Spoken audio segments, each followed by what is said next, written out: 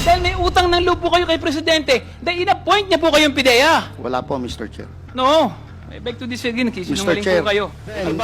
Di parang mas magaling pa mag-imbestiga ang Quadcom kaysa sa PIDEA. Yes, Mr. Chair. Yes, Mr. Chair, inamin niyo po. Mas magaling mag-imbestiga ang Quadcom kaysa sa... Sandali lang po. Di mas magaling po mag-imbestiga ang Quadcom kaysa sa opisina niyo sa PIDEA. No, Mr. Chair. Kailan lumabas si Michael Yang? Nung nagkaroon ng drug haul sa Pampanga. Doon pumasok si Michael Yang. Before that, wala namang actual ebidensya si Michael Yang eh. Now, may mga ebidensya na against him, then we have to pin him down. I beg to disagree. Marami na mga chismis at ano. At tayo mga naririnig na involved si Michael Yang alalim sa drugs. Mr. Chair, we cannot act on mere chismis kasi hearsay yun, Mr. Chair. Pero hindi ba kaya nyo inabsuelto si Michael Yang at saka si Alan Lim dahil malapit siya sa dating Pangulo na nag-appoint sa inyo bilang ano? Bilang, sandali lang. Bilang ano? PIDEA Chief? No, Mr. Chair.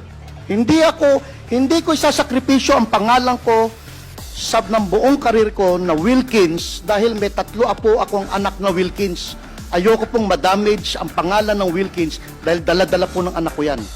Hindi ko kinlir si Michael Yang dahil may utang na loob ako Presidente.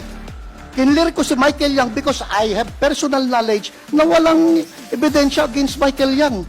So paano ko siya isasangkot kung wala akong ebidensya?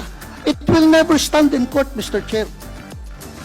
Paano nga po magkakaroon ng mag-i-stand in court? Hindi nga po kayo nagsagawa ng ebidensya na maayos. Kung nagsagawa po kayo ng ebidensya na maayos, lalabas po yung pangalan niyan. Talagang aminin na po natin. Kaya po ninyo inabsuelto si Michael at si Alan Lim dahil may utang ng loob po kayo kay Presidente dahil in-appoint niya po kayong PIDEA. Wala po, Mr. Chair. No. I beg to disagree, sinungaling po kayo. Ang dapat... Hindi, sandali lang po, antayin niyo pong i-recognize kayo bago niyo po kayo magsalita.